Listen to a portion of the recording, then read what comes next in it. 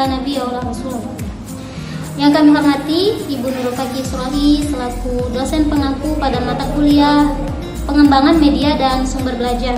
Yang kami hormati juga kepada teman-teman semuanya. Baiklah, di sini kami akan mempresentasikan hasil observasi kami mengenai pemanfaatan media dan sumber belajar. Sebelum kami mempresentasikan hasil observasi kami, ada baiknya kami memperkenalkan diri kami terlebih dahulu. Baiklah, di sini kami kelas 4H PAI tahun 2020. Kami kelompok 3 yang beranggotakan 6 orang. Saya sendiri Nurul Ilmi dengan NIM 2011250 selaku moderator pada presentasi kali ini. Baiklah, selanjutnya silakan kepada teman saya untuk memperkenalkan diri terlebih dahulu.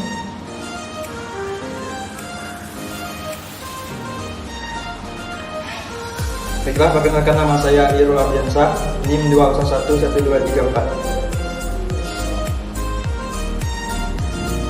Perkenalkan, nama saya Ingrid Ramadini dengan NIM 2011248.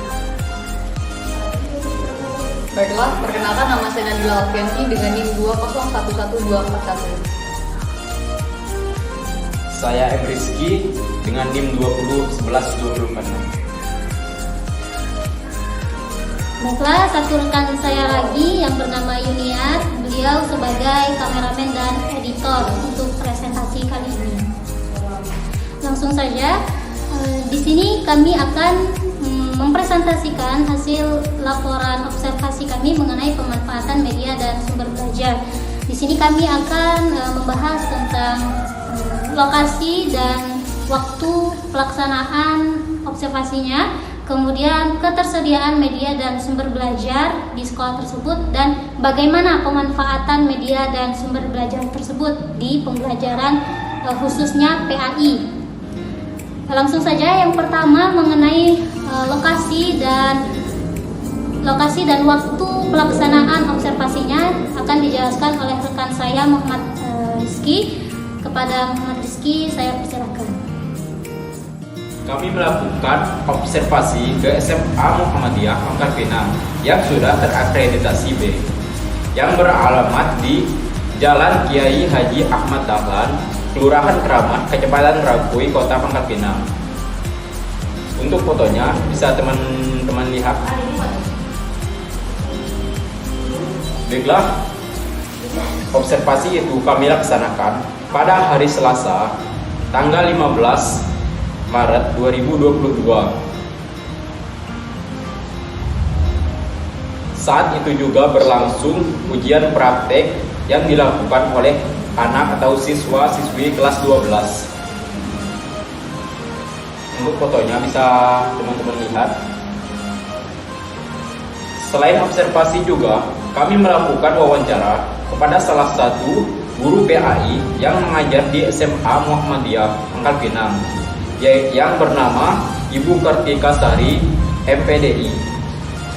Baiklah, untuk selanjutnya saya serahkan kepada moderator.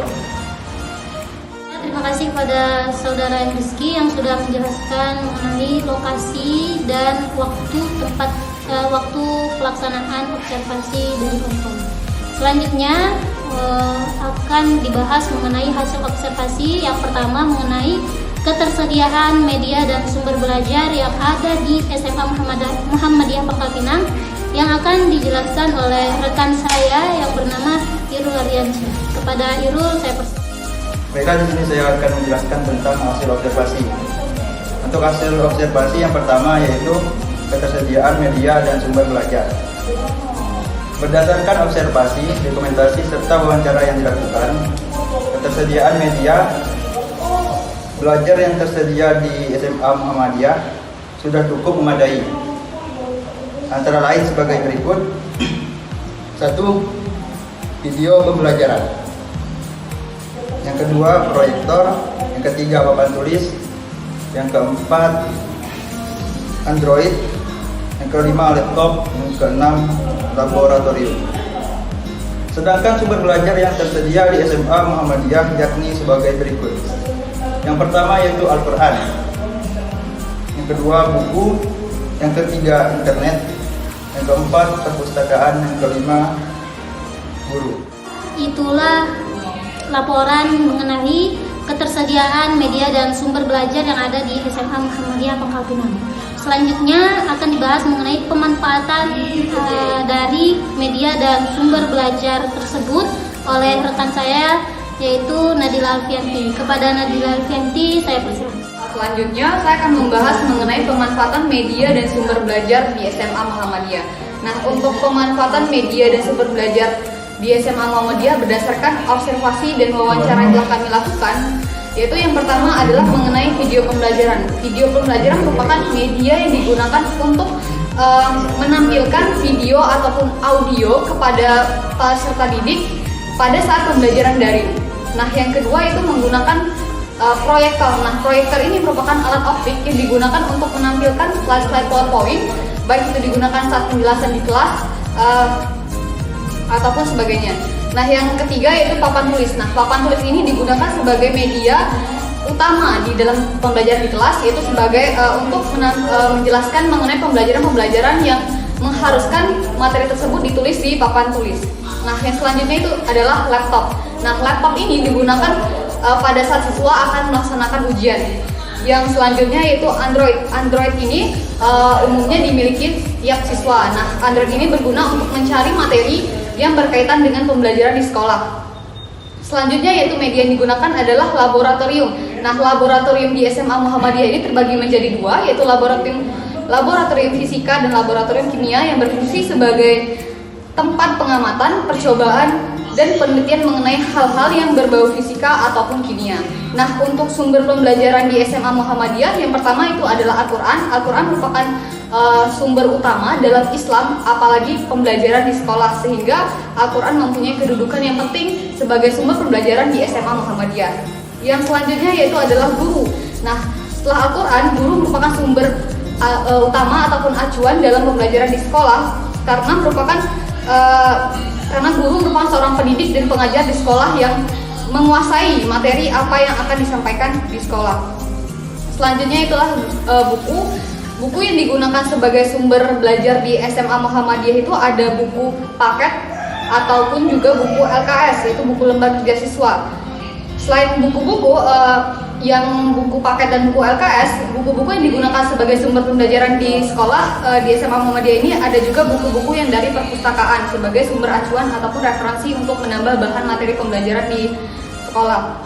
Yang selanjutnya itu internet. Nah, internet ini sangat berperan banyak dalam dunia pendidikan, terutama pada masa pandemi sekarang, sehingga internet merupakan sumber pembelajaran juga di sekolah, terutama di SMA Muhammadiyah, untuk mencari jurnal ataupun artikel yang berkaitan dengan materi pembelajaran di sekolah. Nah, yang terakhir itu adalah perpustakaan. Perpustakaan ini merupakan juga termasuk sumber pembelajaran di sekolah. Karena apa? Karena banyak sekali buku-buku yang bisa menjadikan acuan pembelajaran di sekolah. Baiklah, itu saja mengenai pemanfaatan media dan sumber belajar di SMA Muhammadiyah. Selanjutnya saya akan serahkan kepada mereka. Baiklah, itulah teman-teman mengenai pemanfaatan media dan sumber belajar yang ada di SMA Muhammadiyah secara umumnya. Selanjutnya akan dibahas mengenai pemanfaatan media dan sumber belajar pada pembelajaran PAI-nya yang secara khusus. Ini akan dibahas oleh teman saya, yaitu Ingrid Ramadini. Kepada Ingrid Ramadini saya persilakan. Pemanfaatan media dan sumber belajar pada pembelajaran PAI. Berdasarkan hasil dari observasi, dokumentasi, serta wawancara yang dilakukan, pemanfaatan media belajar pada pembelajaran pendidikan agama Islam di SMA Muhammadiyah sudah dilaksanakan secara optimal, antara lain sebagai berikut. Yang pertama, video pembelajaran digunakan guru pendidikan agama Islam pada saat pembelajaran daring dalam jaringan yang kemudian di-share di Google Classroom untuk mempermudah proses pembelajaran selama pandemi dan memberikan suasana belajar yang menarik agar siswa tidak merasa jenuh jika harus belajar di rumah. Yang kedua, proyektor pada pembelajaran pendidikan agama Islam di SMA Muhammadiyah digunakan saat akan menampilkan slide PowerPoint berkaitan dengan pembelajaran pendidikan agama Islam dan sebagai perangkat ketika melakukan penilaian materi PAI melalui website WIS. Yang ketiga, papan tulis digunakan saat guru pendidikan agama Islam akan memaparkan materi yang mengharuskan penjelasan melalui tulisan dan siswa akan menyimak pemaparan dari guru atau mencatatnya pada buku catatan. Selanjutnya, laptop pada pembelajaran pendidikan agama Islam di SMA Muhammadiyah digunakan saat siswa akan melaksanakan ujian dan sebagai perangkat bagi guru untuk menampilkan slide PowerPoint serta memantau siswa ketika melaksanakan penilaian kuis. Dan yang selanjutnya, Android pada pembelajaran pendidikan agama Islam yang digunakan oleh setiap siswa berdasarkan instruksi dari guru. Android dimanfaatkan untuk melihat ayat-ayat Al-Quran atau ayat-ayat doa yang akan dihafal saat itu mengenai sholat jenazah. Sedangkan pemanfaatan sumber belajar pada pembelajaran pendidikan agama Islam di SMA Muhammadiyah adalah sebagai berikut. Yang pertama, Al-Quran menjadi sumber acuan utama dalam pembelajaran pendidikan agama Islam di SMA Muhammadiyah. Dengan Al-Quran, pemahaman siswa tentang Islam akan lebih baik. Yang selanjutnya, guru pendidikan agama Islam di SMA Muhammadiyah berperan dalam menyiapkan siswa untuk memiliki kecerdasan spiritual yang baik sehingga terbentuklah siswa yang berbudi pekerti baik. Selanjutnya, buku-buku yang menjadi sumber pembelajaran di SMA Muhammadiyah adalah buku yang berkaitan dengan pendidikan Islam dan budi pekerti, baik itu buku pegangan guru ataupun buku LKS yang dimiliki siswa. Yang selanjutnya, internet digunakan pada siswa harus mencari jurnal ataupun artikel yang berkaitan dengan materi pendidikan agama Islam sesuai dengan perintah dari gurunya saat pembelajaran ataupun pemberian tugas. Dan yang terakhir, perpustakaan di SMA Muhammadiyah menyediakan banyak jenis buku, salah satunya buku-buku yang berkaitan dengan pendidikan agama Islam sehingga bisa menjadi bahan bacaan tambahan mengenai pendidikan agama Islam. Selanjutnya saya serahkan pada moderator. Baiklah, itulah hasil laporan observasi kami mengenai pemanfaatan media dan sumber belajar yang ada di SMA Muhammadiyah Pangkal Pinang. Jadi dari hasil pemaparan teman-teman saya tadi dapat disimpulkan bahwa media dan sumber belajar yang ada di SMA Muhammadiyah itu sudah sangat optimal, sudah tersedia dengan baik, sudah mengikuti perkembangan zaman sekarang ini, yaitu adanya media digital dan sebagainya.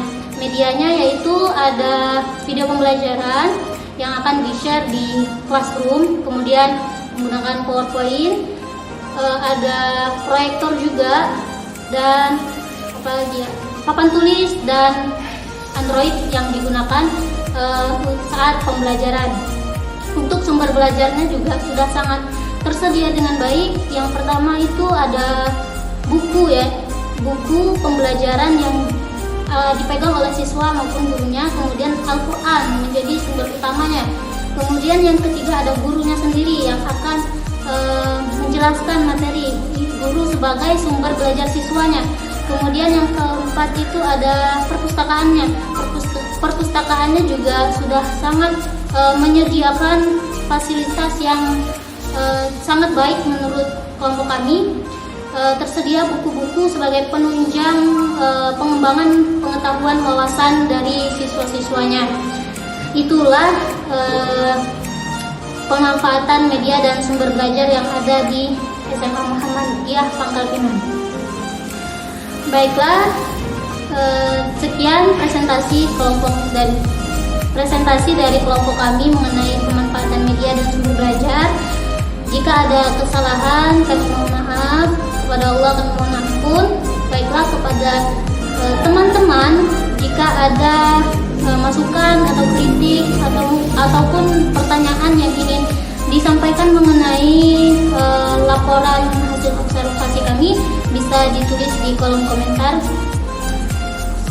Akhir kalam saya ucapkan wassalamualaikum warahmatullahi wabarakatuh.